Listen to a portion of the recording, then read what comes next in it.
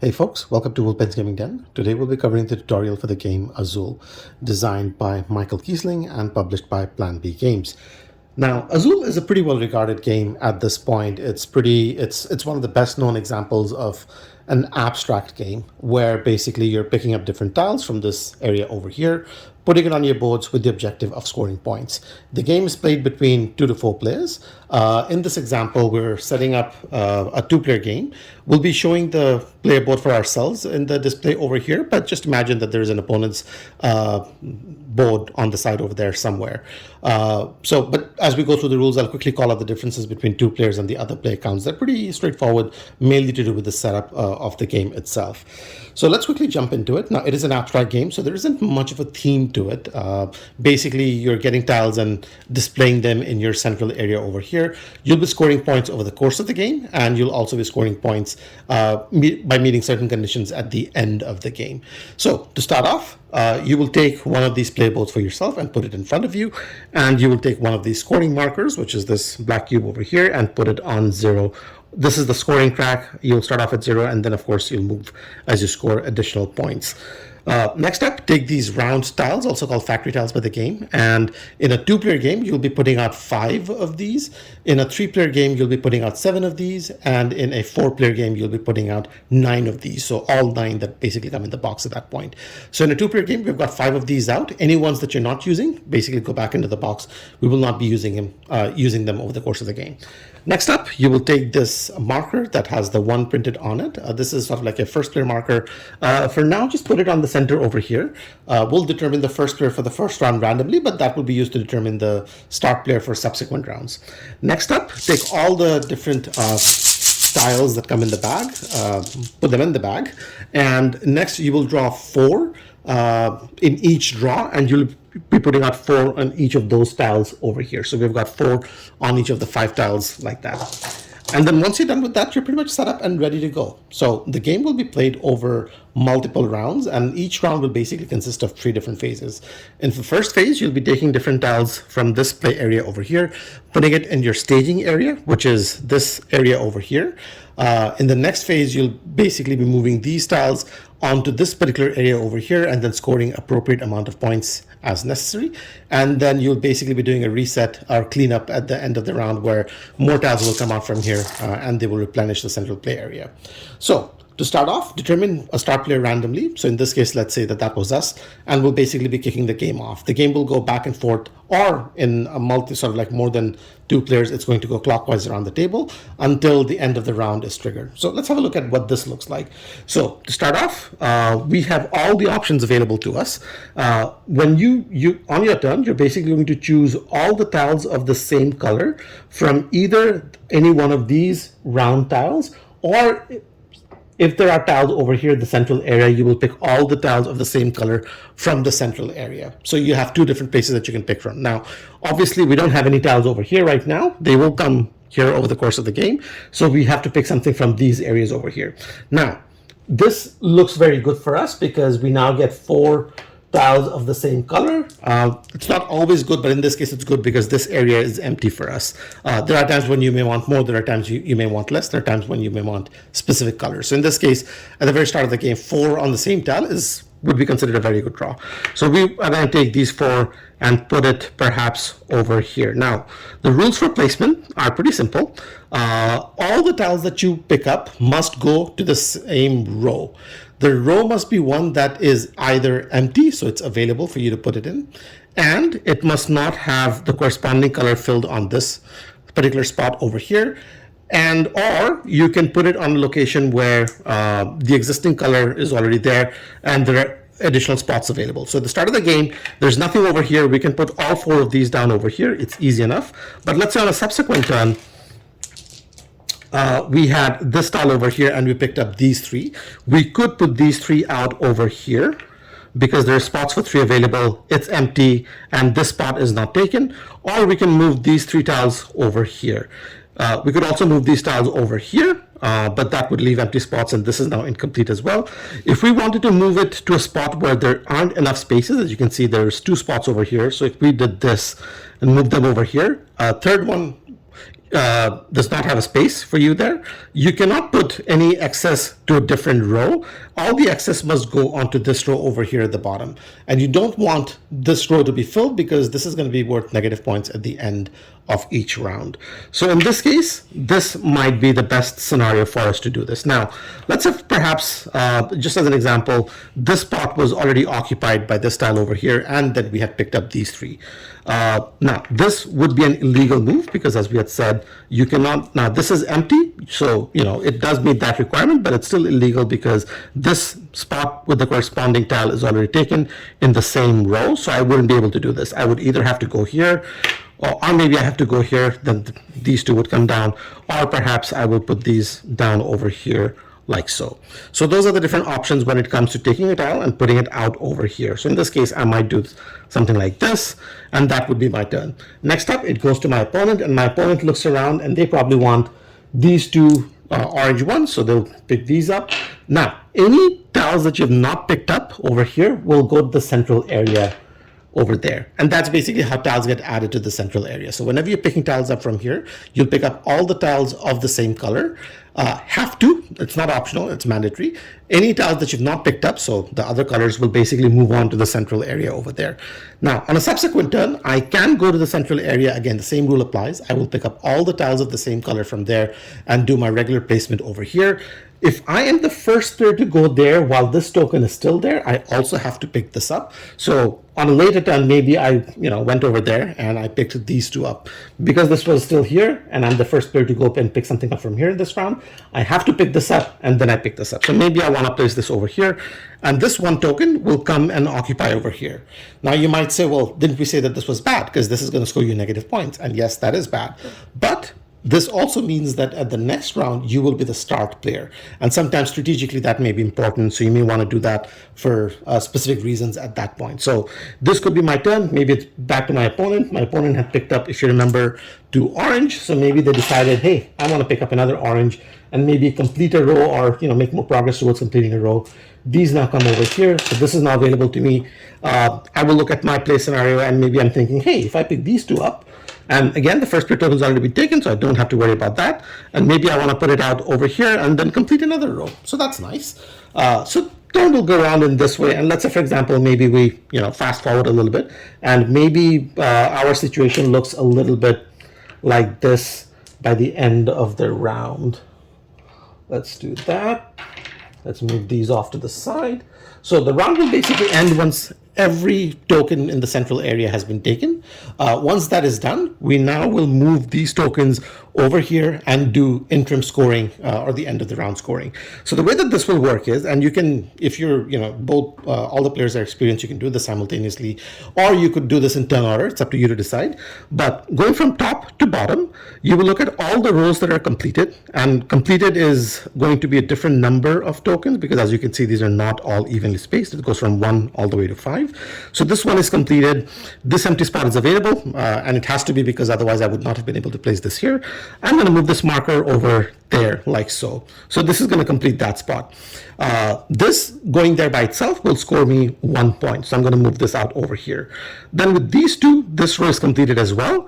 I'm going to take 1 and move it out. I only ever move 1 of these tokens over here. So any extra tokens that you have basically goes off, gets discarded to the side, and you will later on, once this bag is empty, reshuffle it in there.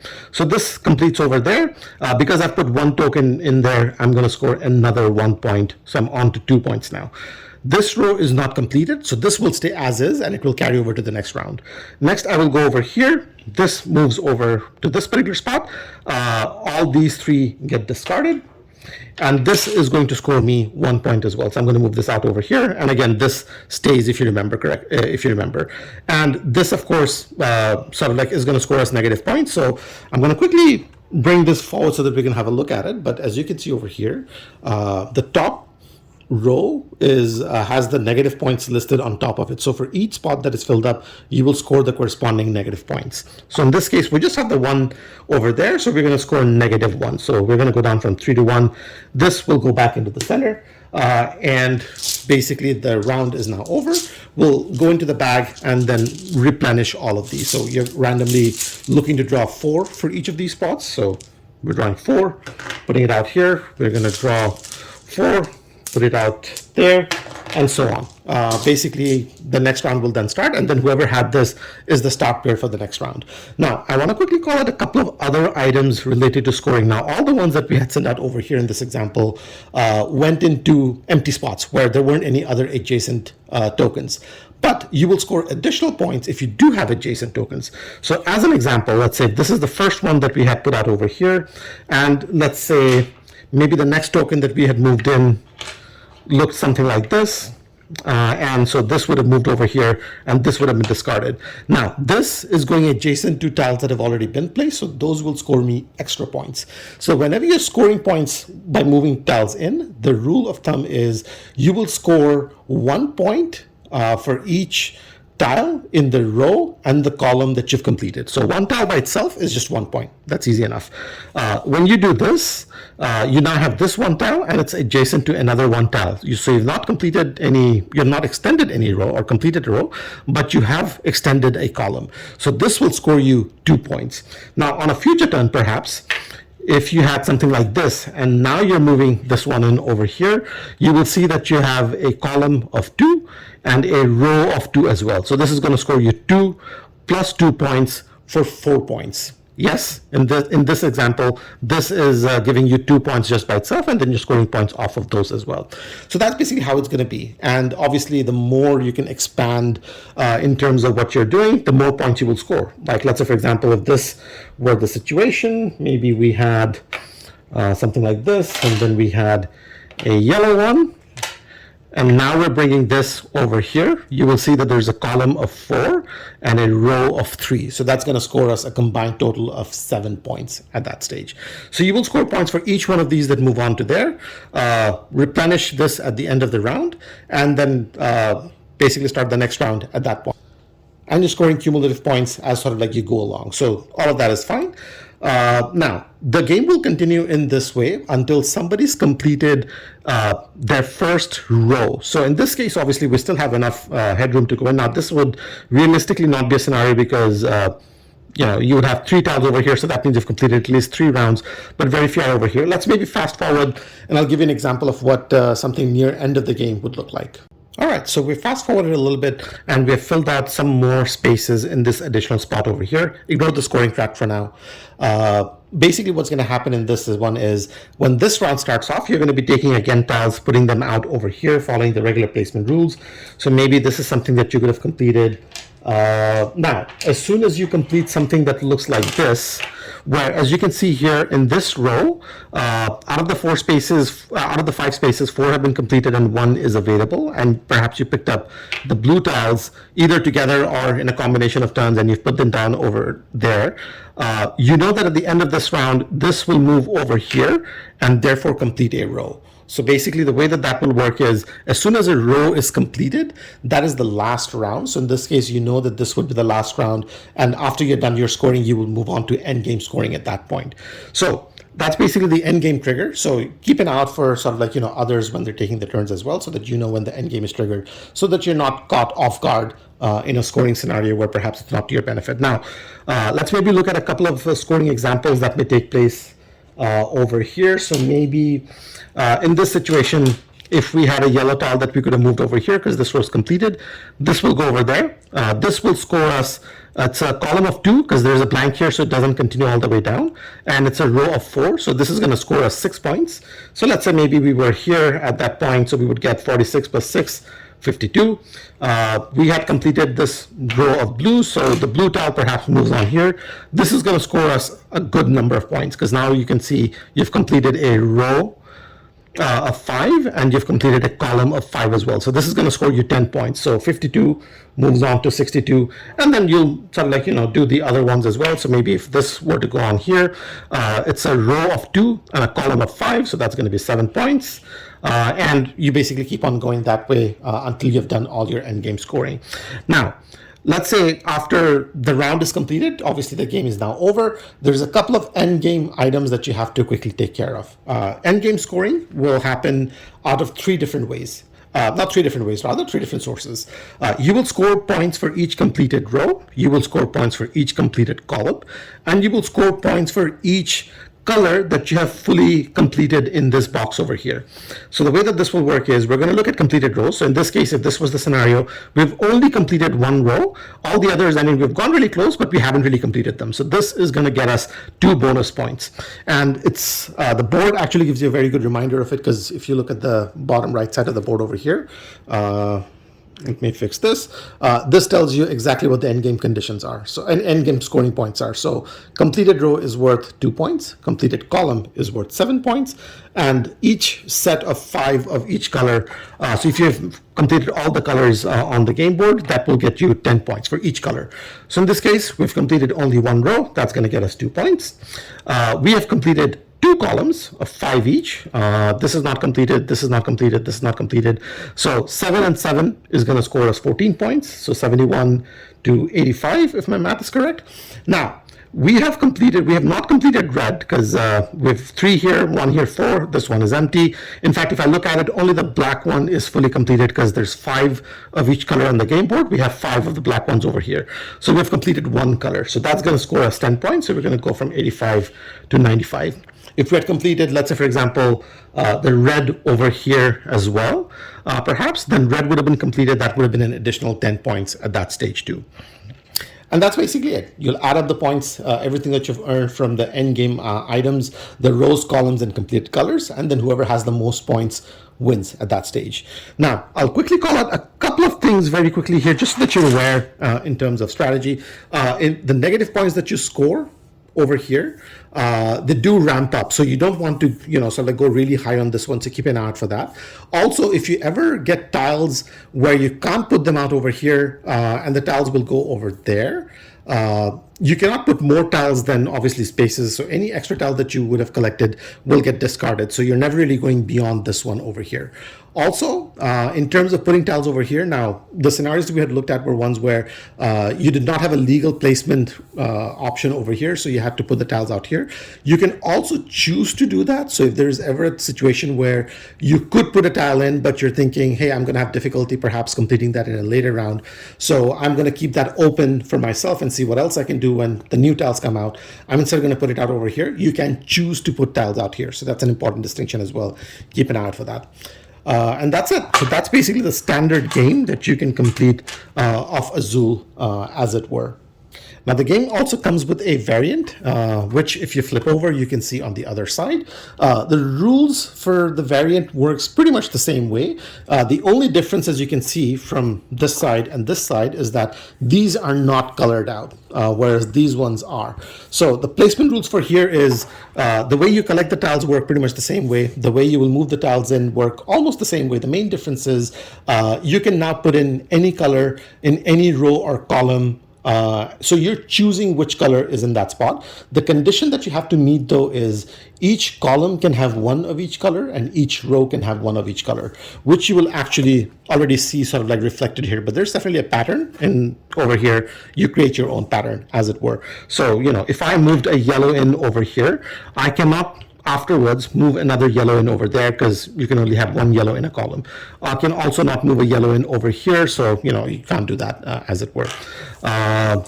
So it opens up sort of like new and interesting strategies in terms of how you can play with this side based on that. However, how you get the tiles work the same way. Movement of the tiles over here work the same way, respecting the rules we just had a look at for this. And then, of course, endgame points also work pretty much the same way as well. Anytime you run out of these to put out over here, all the tiles that get discarded get put back into the bag, and then you're going to be bringing out new tiles. So that's basically how refreshing that would work. And the game goes on until endgame is triggered. We looked at endgame scoring, and whoever has the most points at that stage wins.